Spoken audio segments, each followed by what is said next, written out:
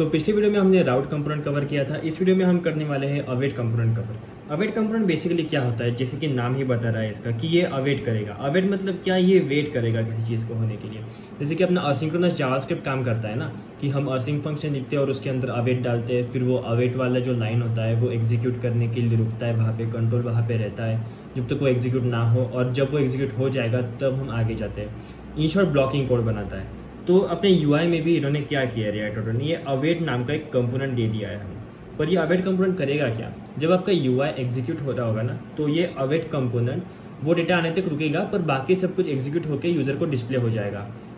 पर ये अवेट को अगर रुकना होगा तो असिंक की ज़रूरत पड़ेगी, और हमने देखा है कि अपने जो कंपोनेंट्स होते हैं वो असिंक तो होते नहीं है जब आप सर्वर कंपोनेंट की बात ना करो तब। तो इसके लिए हम क्या कर सकते हैं, रिएक्ट का सस्पेंस ब्लॉक यूज़ कर सकते हैं। सस्पेंस ब्लॉक बेसिकली क्या होता है, सस्पेंस ब्लॉक मतलब ये कहता है कि इसके अंदर जो है ना वो रुकेगा और टाइम लेगा कुछ डेटा आने के लिए सर्वर से, और जब आएगा तब मैं उसे एग्जीक्यूट कर दूंगा। तो सस्पेंस ब्लॉक के अंदर हमें मिलता है फॉल बैक।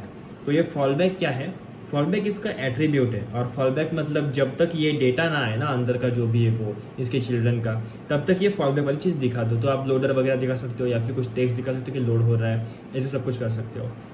और अवेट के अंदर क्या है, अवेट के अंदर बेसिकली ये रिजॉल्व नाम का एक एट्रीब्यूट है और चिल्ड्रन नाम का एट्रीब्यूट है। रिजॉल्व मतलब क्या, कि रिजॉल्व करना है इस पर्टिकुलर चीज़ को, मतलब ये फंक्शन रहेगा एक असिंक्रोनस फंक्शन जो कि कॉल करेगा और डेटा देगा। पर ये चिल्ड्रन जो है ना, ये या तो आप इसकी प्रॉपर्टी मतलब ले सकते हो प्रॉपर्टी के हिसाब से, या फिर आप इसे चिल्ड्रन है तो फिर नेस्ट करके भी पास कर सकते हो, जैसे हम बाकी डिव के अंदर डिव डालते हैं उस तरह से। तो आई होप आपको ये समझ में आया होगा कि बेसिकली इसका यूज़ बस असिंक्रोनस से डेटा लोड करने के लिए होता है, और बाकी UI को ब्लॉक ना करके बस यही कंपोनेंट एक ब्लॉक रहेगा, लोडिंग स्टेट दिखेगी और बाद में आ जाएगा। तो हम चलते लैपटॉप की स्क्रीन पे और देखते हैं कि हम इसे कैसे इम्प्लीमेंट कर सकते हैं। तो सबसे पहले यहाँ पे आना है और करना है npm run dev।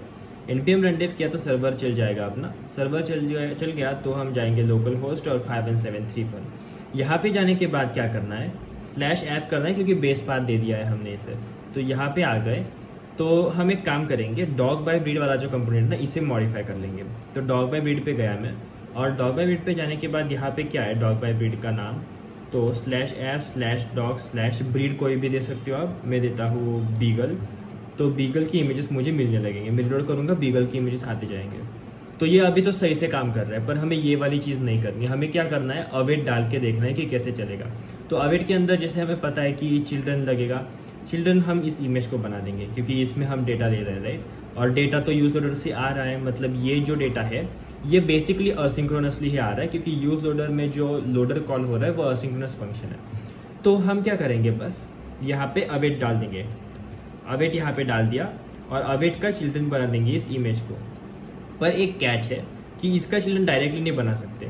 अवेट जब ये रिजॉल्व करेगा ना, हम रिजॉल्व पैरामीटर में देंगे इसे कुछ, इसे देंगे ये कि इमेज URL को तुम्हें रिजॉल्व करना है। तो ये बोलेगा ठीक है मैं रिजॉल्व कर दूंगा, पर मेरा एक पेरेंट होना चाहिए जो कि है सस्पेंस। तो मैं सस्पेंस का पेरेंट बना दूंगा, और सस्पेंस पेरेंट बना दिया तो ये इसके अंदर रैप कर लिया। तो हमने रिएक्ट का कन्वेंशन फॉलो कर दिया सस्पेंस के अंदर असिंक्रोनस चीज़ें लोड करने का। यहाँ पे हम क्या करेंगे, फॉल बैक दे देंगे। फॉल बैक अपना क्या रहेगा, टेक्स्ट रहेगा लोडिंग, तो ये रेंडर कर देगा उसे। ज़रूरी नहीं है कि एलिमेंट ही हो, आप टेक्स्ट नोड भी दे सकते हो। बेसिकली टेक्स्ट भी एक नोड ही होता है HTML में, तो सेम चीज़ है। या फिर आप इसे p टैग में डाल सकते हो, आपको जैसी मर्जी। तो ये इमेज जो है ना, ये सीधे से ऐसे लोड नहीं होगा। अभी लोड हो जाएगा पर प्रैक्टिस सही नहीं है ऐसे लोड करना। तो यहाँ पे क्या कर रहे हैं, हम अवेट कर रहे हैं, लेकिन अवेट का तो यूज़ ही नहीं हो रहा। तो हम क्या करेंगे, अवेट के अंदर जब भी ये करते हैं ना, तो इसके अंदर एक फंक्शन आता है जिसके अंदर आती है इमेज URL। ये जो रिजॉल्व करेगा और रिजॉल्व करके जो रिटर्न देगा वो हमें वहाँ पे मिल जाएगा। तो जब ये रिजॉल्व करके रिटर्न देगा ना, रिजॉल्व के अंदर हम कुछ भी दे सकते हैं। रिजॉल्व के अंदर ये रिटर्न कर दिया, तो मैंने क्या किया, यहाँ पे ले लिया और रिटर्न कर दिया इमेज URL, और इमेज URL को यहाँ से ले लिया। तो रिजॉल्व क्या करेगा, इस यूजर में से जो इमेज आई ना असिंक्रोनसली, ये आने तक ये लोडिंग करेगा, और लोडिंग होने के बाद अवेट बोलेगा कि मेरे चिल्ड्रन के लिए मेरे पास डेटा है तो मैं उसे दे देता हूँ। तो वो देगा कैसे, ये इमेज URL का नाम मैंने यहाँ पे ये कर दिया, और इसमें मुझे वो URL मिल जाएगी और डॉग का इमेज लोड हो जाएगा। तो देखते हैं सेव करके कैसे होता है। चलते हैं स्क्रीन पे और रिलोड करते हैं। तो देखो एकदम सही से काम कर रहा है, जैसा एक्सपेक्टेड बिहेवियर है वैसे ही। तो आई होप आपको समझ में आएगा कि हम कैसे अवेट को यूज़ कर सकते हैं और कैसे सस्पेंस ब्लॉक्स भी यूज़ कर सकते हैं रिएक्ट में।